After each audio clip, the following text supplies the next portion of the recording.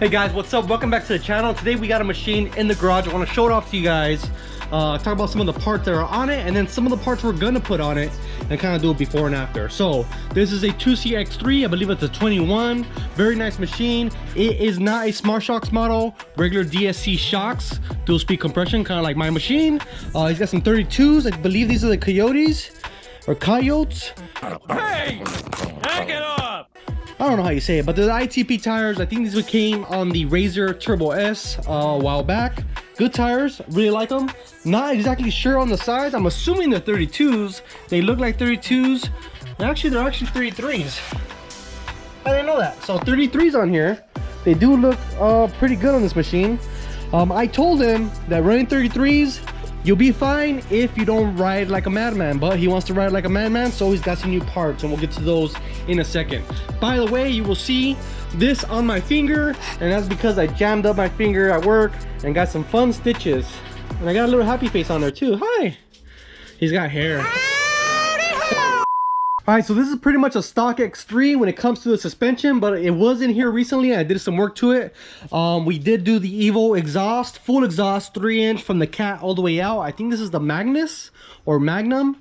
Not 100% sure, but they made good stuff, of course.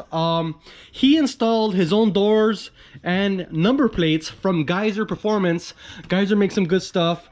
These doors are pretty much just skins. They're not actual full door, full frame doors like on my machine. They're skins, which I like the full frame doors, but these are pretty nice, and I'm sure they're less money than a full frame door. I did install this for him. This is an intrusion bar. Kind of a pain to install these Lone Star intrusion bars, but the trick is to put a strap here and strap it to the roof or the cage and strap it up while you install it. But more flat panels for him. He's got this roof here. I want to say that's that AFX roof, but I'm not 100%, and I don't see any labeling or any logos on there, but that does look like the AFX roof that has that replacement H bar right here. So he's pretty much set. So this is probably the perfect setup for anybody trying to strengthen their machine without replacing the cage. And then he has some window nets here. So the window nets, they're pretty much just clip-ons. So these are just Velcro straps, and at the bottom I believe they're just clip-ons to the factory cage or factory door frame, I'm sorry. And that works great to help your, oh, that didn't work great. They're not hooked on though, but you hook this on. Let me see, I'll do it right now. Let's see here. I don't want to look like I'm lying, dude. All right, so there's the window net. It's hooked up, and as you can see, it will help you in a situation. Now this is not for like a race program or anything like that. This is recreational. This guy's having fun. He knows he could get a little sideways, and he has that extra precaution. So window nets, I don't recommend a certain brand or anything. Haven't really tried many, and I don't know who makes these, but if you could find yourself a good set of window nets that have good ratings, then it's something you should consider, because we know people that have lost fingers, and we've all seen videos of people losing their hands or their wrist or so on and so forth. It's a good option. So I'm kind of the mindset that I never stick my hand out, but especially when you have a passenger that's never been in one of these, it's kind of like a reaction to do that, an instinct. So definitely something to consider. All right guys, so now we're gonna get onto suspension. We're gonna talk about this a little bit. Same thing I've been preaching for the last year and a half. Radius rods from LME TV to keep these nice and straight and not bending. You want to get yourself a good pull plate. Unfortunately, because of this bumper, he won't be able to run what I usually recommend, which is the LME TV pull plate. And that's because of the way it bolts on right there. It's not gonna work on this aluminum chunky boy. Hit it, hit it, hit it, hit it, get it, get it, get it, get it. So that's not the biggest of deals. Maybe at the minimum you could run maybe some dog bones or the new bulkhead bracket kit that LME TV released, and that'll help there. But for sure on the ends for the toe link, you're gonna want to get the Zrp TLS kit, like I've said in many videos. Now besides that, he wants to pretty much make this thing bulletproof, and I've been teeter-tottering over these so I don't trip over them, but these are the Sportline trailing arms. All right, I put these on the bench for you guys. These are the Sportline training arms from HCR. We did a video on these. Well, in that video, we actually had them coated, custom coated. So in this video, the arms are actually how they come from HCR. So HCR actually powder coats these black for you guys to just slap on your car. The dual sports, like the A-arms that are on my machine and CJ's, those come raw and you have to powder coat them unless you pay extra for powder coating. Now the Sportline A-arms already come black for you guys, which is pretty cool. So you can see how well these are made. They are not to the you know, perfection of the dual sports or the Dooner edition, but they're so much better than OEM, and good luck bending these. So they got some extra reinforcements here. Obviously everything is about 1/8 inch plate steel, definitely way stronger. So we're gonna install that in the back. Sway bar links as well to match the rods, which are gonna be these guys right here. So that's gonna be awesome. For the front, same exact thing. So bulkhead Gusset Kit from LME TV. This is their new skeletonized, available on the website. Gusset Kit. I'm not sure the steel that it's made out of, but for the price, check out the price. It's really affordable.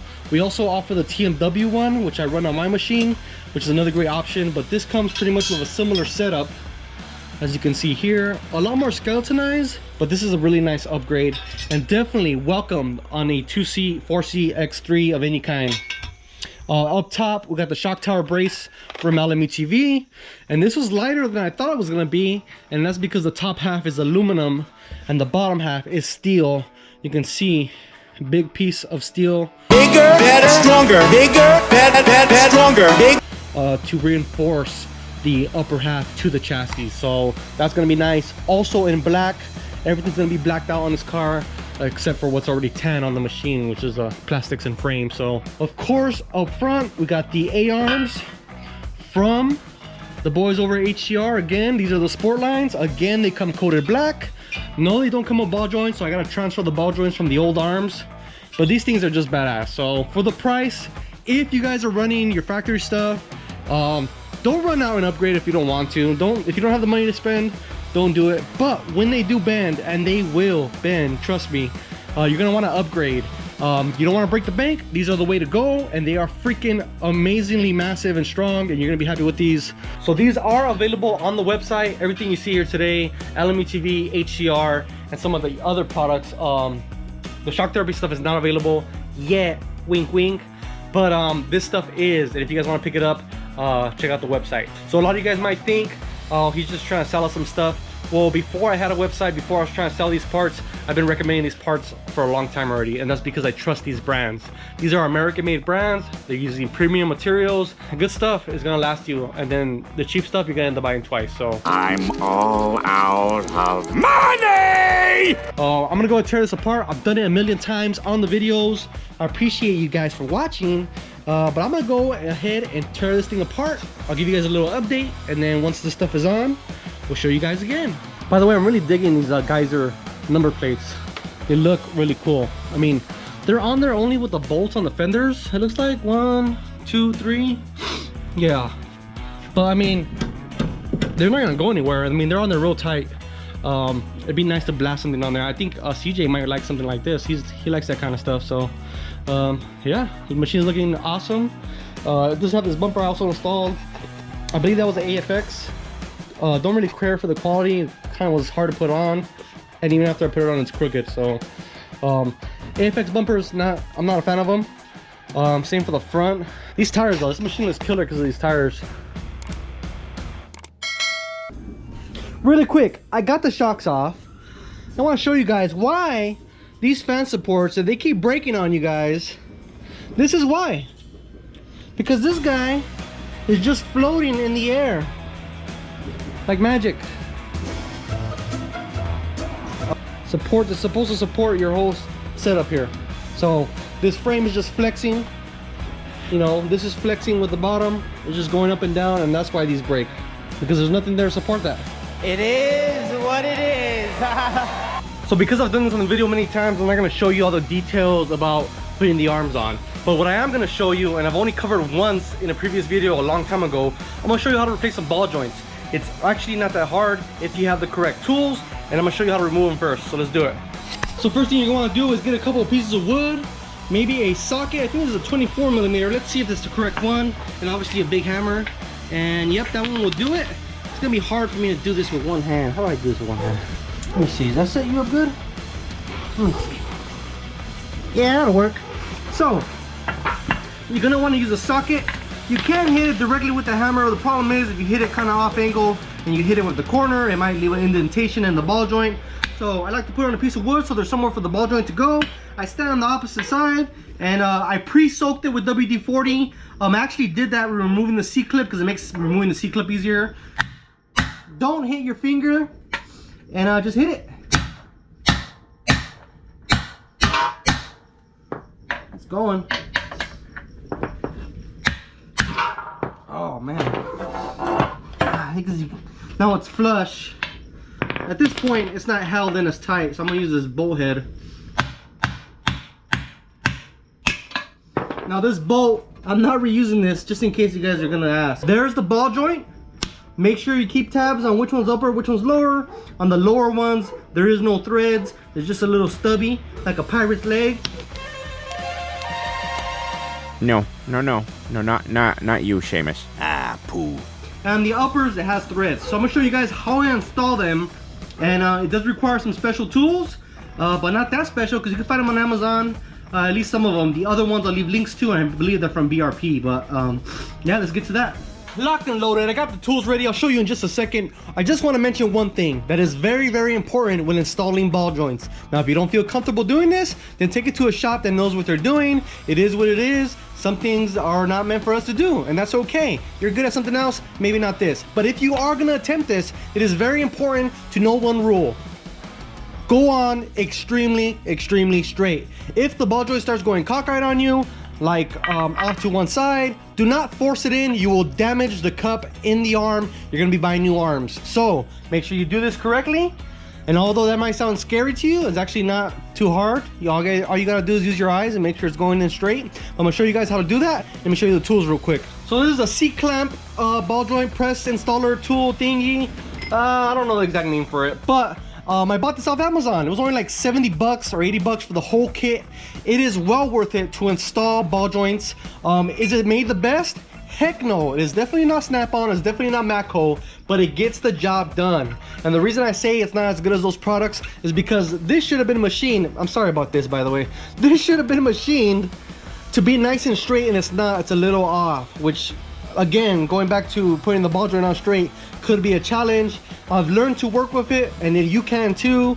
If you don't want to use this one, maybe you could just rent the one from AutoZone. I'm sure they have something very similar. I'm gonna show you the other two pieces to this puzzle that makes installing this very easy, and that's the tools from BRP. So this gold cup that you see right here in front of you, this one is a BRP part number, as is the gold one that's in this black one. This black one doesn't come with it. This actually came with the C-clamp kit. The gold one that's inside, that also comes as a BRP part number, and I'm gonna leave the link to those part numbers down below. Everything you're gonna need is gonna be the two part numbers from BRP and then the C-clamp toolkit, which I'll put a link to it. Again, it's not the best quality, but it'll get the job done. Or rent the one from AutoZone, and hopefully it comes with the same kind of adapters that I use in this video. So for me, I use this black piece that came with my C-clamp toolkit, and some way, somehow, it's the perfect diameter to fit the sleeve in. You don't need to do this, but it made my life easier because this isn't the best quality piece. This gold part from BRP, it started wallowing out, but I'm gonna use it anyways. And so this comes with the clip, or excuse me, so this comes with the kit. I'm also gonna be using this guy here.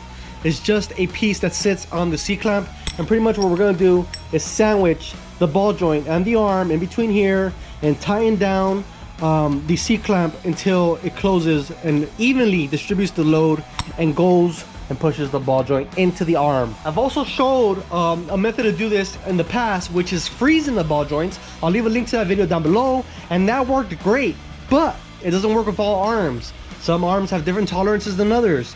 This worked great for OEM arms. I froze the ball joint, left the ball joint overnight in the freezer, heated up the cup of the arm on a stock arm, and the ball joint will slip right in. It also kind of worked for these old Super ATV arms that I had, and that's because those arms sucked, but that's a different story. For these arms, I've never tried it. I don't want to try it because beating on the ball joint, if I miss, I might damage this arm and I don't want to pay for powder coating. So we're gonna install this now using this method. It works great. I've been using it for all the arm sets that I've been installing lately, and it's something you could do at home. You can take your time and you will do it right. So this will make it, you know, evenly, and you know, yeah, let's get to it.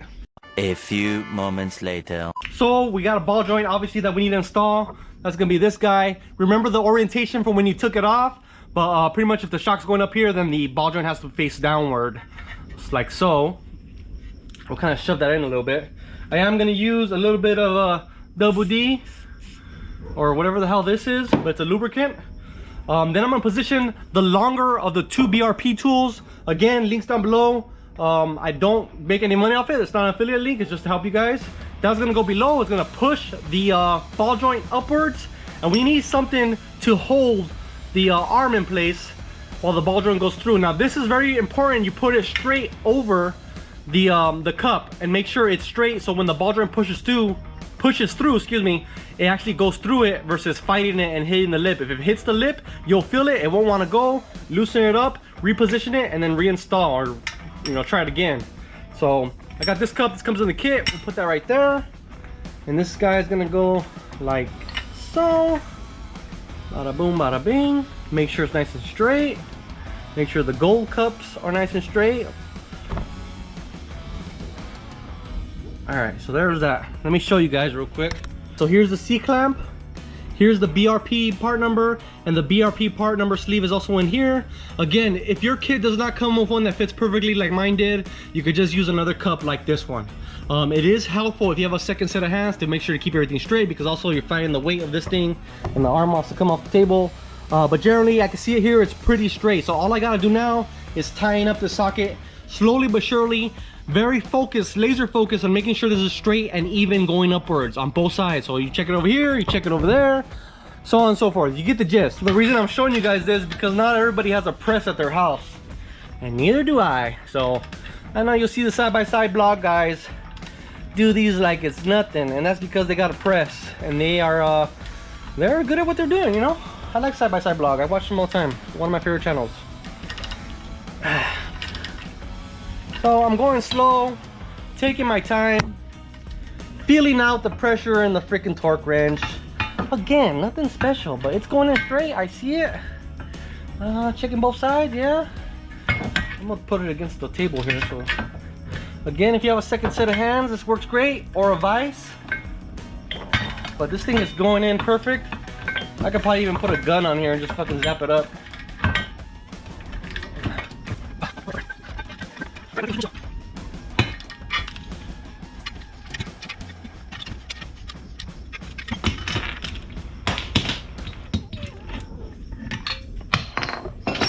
And that's it, boys. It's in. All you gotta do now is install your C-clip, and that ball joint is in. It ain't gonna go nowhere. Boom. There it is. That's how you install ball joints. Hope that helps. Let's get on to the rest of the car. 5 minutes later. Or you guys can do that, but if you've never done it before, I recommend it. All right, guys, we got the front end all assembled. It looks fantastic. I also flipped the shocks for him. The limit straps are on. The Zrp tie rods are on. Gusset Kit shock tower brace, arms, all the good stuff. It is on, but I'm gonna show you guys more video towards the end of this video, because I'm gonna do it in the daylight, because right now it's kind of too many shadows. And so this is a great upgrade for recreational riders, for pretty much any rider that wants to upgrade his machine without breaking the bank. So HCR makes a higher end model that's pretty much twice the price of these, and yes, they are nicer, but these are so good for the price. It's foolish not to get them if you're just trying to have fun and not worry about damaging your arm. So all right, guys, I put this all together last night. I'll show you more close-up shots towards the end of this video when I put it out in the daylight, but overall came out perfect. Everything fit great, and I just need to do the alignment on it. Now I'm working on the back, and I'll finish that up probably today, if not tomorrow, but I'm definitely gonna get started on it right now.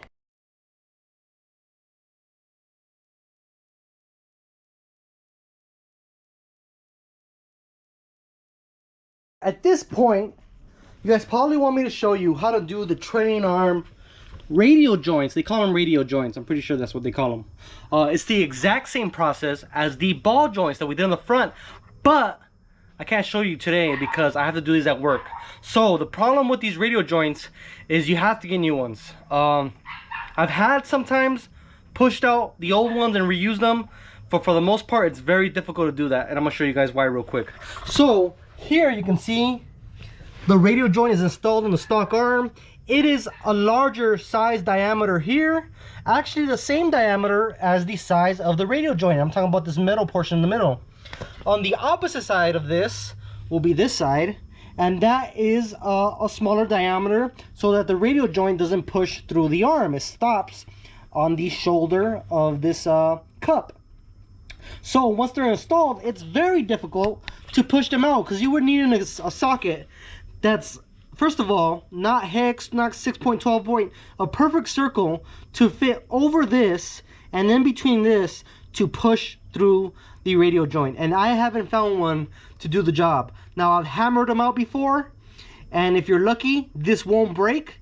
But if you're unlucky, 80% of the time this is gonna break and you're gonna need new ones. So as a safety measure, I always just buy new ones, and I make sure to just put new ones on the new arms. I mean, you're already there. These are about 45 bucks. So 90 bucks in, you know, radio joints. I think it's worth it. Just get new ones. But it doesn't end there. Installing these can be a pain in the butt. Again, because find a diameter socket that is smaller than the diameter of this middle portion, but large enough to go over the center pivoting portion, can be a pain in the butt. And the only one that I found that works is a oil pressure sending unit socket for GM trucks, and I have one of those at work. So that's why I usually press these in at work with a hydraulic press. But I know for a fact it will work with a C-clamp because I've used it before. I just don't have the oil pressure sending unit socket with me to try it. These dogs are gonna be the end of me. Today's your lucky day. I changed my mind. I'm gonna show you on this video because I tore up the garage and found myself a socket. So this has to be smaller than the diameter of the opening. So as you can see there, it barely, and if I tap it in, it will go in. And I know because I already did the other side, but you see, it will go in. And it will fit over the radio joint. Let me show you. Just like that. And right onto the shoulder. And as you can see, it's pretty much the same diameter as the actual joint itself. So when you want to press these in, or in my case, we're going to hammer the sucker in, you want to be pushing on the sleeve. You do not want to be hammering on this guy on either side because this thing is brittle. It's hardened pretty good, and I've seen them break, and I've broken a bunch of them trying to take them off the old arms, but that's why I just put new ones in. So this is the way to do it. So you're going to want to get a socket, fits perfectly, same diameter as the radio joint, and just small enough to fit in the arm. Then you're gonna need another socket on the opposite side, and pretty much, yeah, just hammer the sucker together. You're gonna sandwich it and use your hammer, and I'll show you real quick. Just like on the A-arms, make sure it's nice and straight. Give it a couple taps first. Kind of walk it in. Make sure it's straight.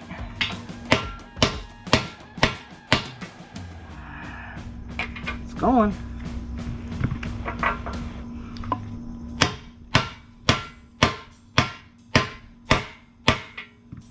All right, it's pretty flush.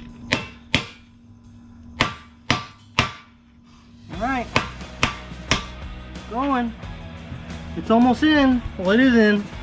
You gotta get it all the way to the groove so you can put this C-clip retainer ring in there. I think it needs to go a little bit more. You'll hear the sound. Once it bottoms out, you'll hear the sound change. Right there. It's a lot louder. Now you can install this guy.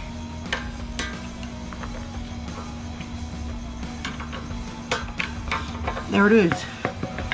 Boom. So many people have asked me how to install these radio joints and the ball joints, and I finally got it on video. So there it is. That's how you do that. I'm gonna finish the suspension. Let's get on to the daylight shots and show you how this looks in the day.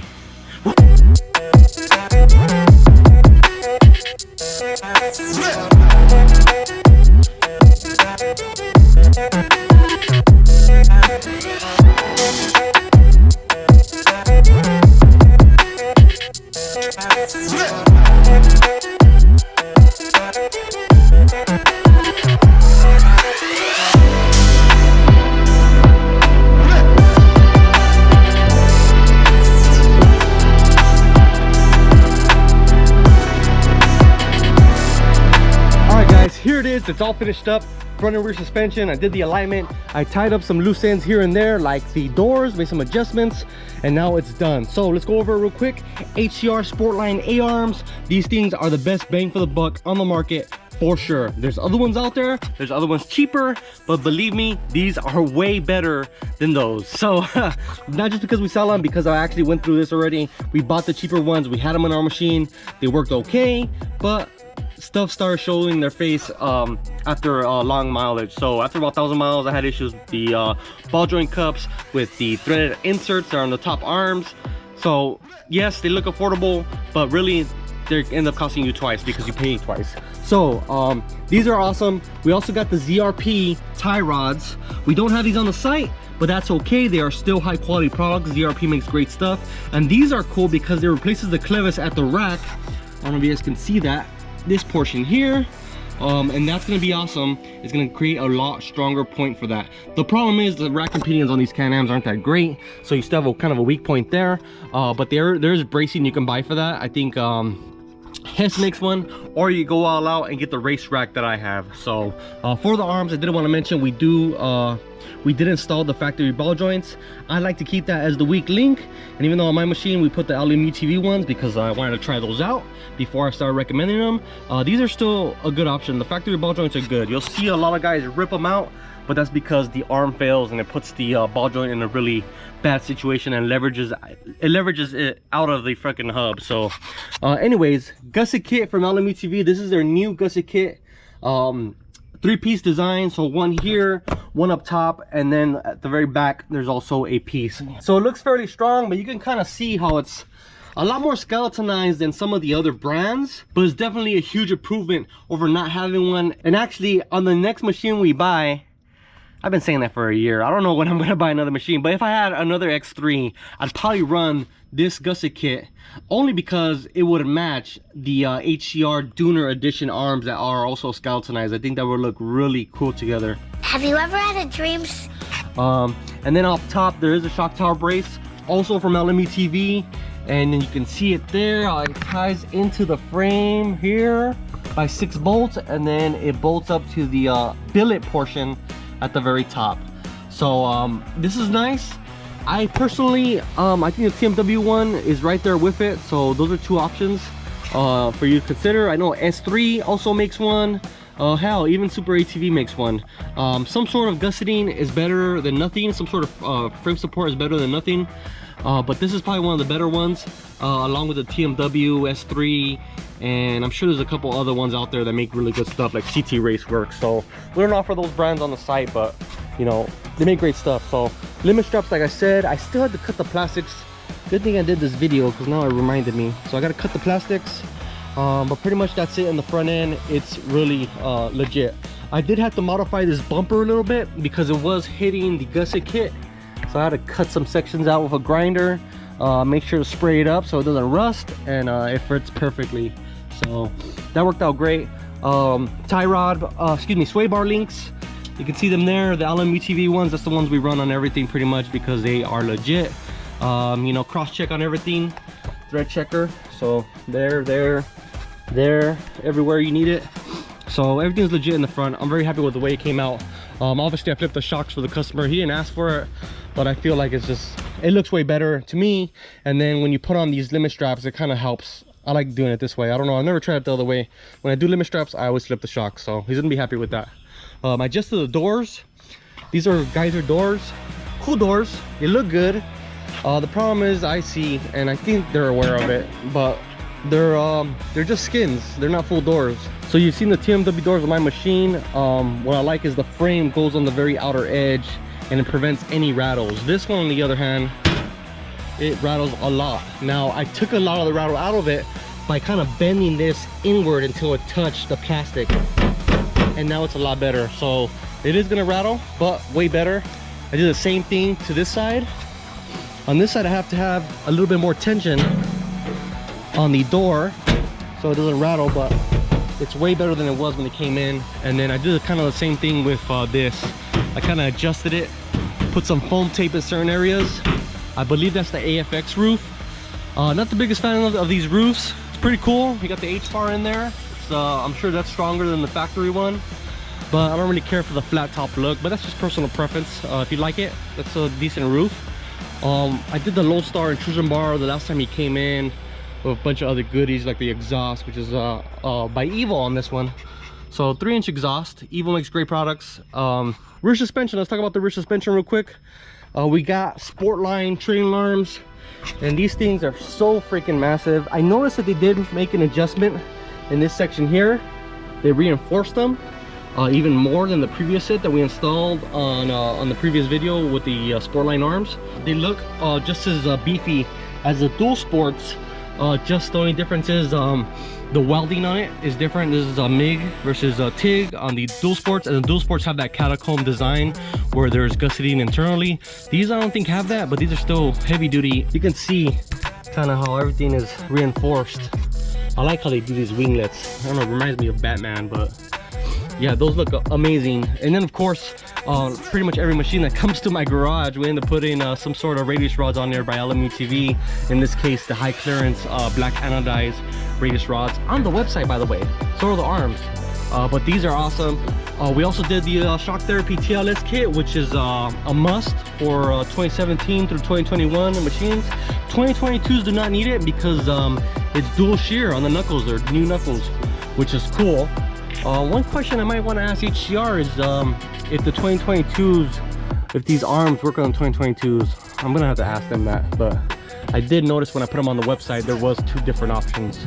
The only thing that would change on this machine would be maybe some sort of reinforcement for the rear bulkhead. I originally told him to get the plate that goes back here, but because of the bumper, we weren't able to do that because the aluminum plate kind of sticks out and you won't be able to bolt this bumper on. So either he would have to change bumpers or maybe get a steel radius rod plate like the one that TMW makes, and then S3 also makes one. Maybe that one will work, but I'm not 100%. So another thing he could do is maybe get dog bones from Zrp or the bulkhead reinforcement that LMUTV just came out with. That would be a good option. And then what that's going to do is going to tie these a lot tighter together. These plates have a lot of you know, give, I would say, and you can kind of see that on the nut right here. You can see where it used to be at one point, and these are allowed to shift, so it's not that big of a deal. But eventually maybe he'll want to reinforce that, because if you don't reinforce it and the rods move, then the alignment's going to be messed up. It might camber off, toe out, whatever, and you're going to see it one day and be like, hey, what the heck's going on right there? So I think that's it for this one. This machine is pretty cool. I would change mirrors. I don't really care for these style mirrors. It's the Can-Am style, but I think these are probably K-Motos or some Chinese junk. I always recommend the Chupacabra off-road mirrors. I've sold that guy a lot of mirrors, and I told him we gotta sell them on the website, but guess not. So we'll see you guys in the next video. Shout out to you guys for watching these videos. Thank you for everything. We'll see you guys in the next one. Peace out. Stay dirty. Shop glifeutv.com. More videos to come. More stuff with the Razor 200. I might as well just show you guys. Sneak peek. This machine is dirty from the ride we just went on. If you didn't see the last video, check that out. Here is the Razor 200. I've been experimenting with installing components. So we got some lights here with some brackets. We'll go over that in the video. We got some nets here. These are made for a Razor. We'll go over that in a video. I got this from the idea from the guys on the Facebook group, so shout out to those guys. In the back here, we already got a chase light for the kids when we take them night riding. And then we got mounts for the 5150 whips. Do not mount them with these clamps. These clamps suck. I'm still experimenting. I might have to just weld on a tab because this moves for sure. And then I got some stuff coming for this as far as to control those lighting. And then we might do a wrap. I already talked to Andrew over at Proline. And then this car's a little wider. I don't know if you guys can notice it, but if you have a 200, you will notice that it's not as wide as this one. So we'll put some spacers. So we'll go over that in a video. Thank you guys for watching. Peace out. See you later.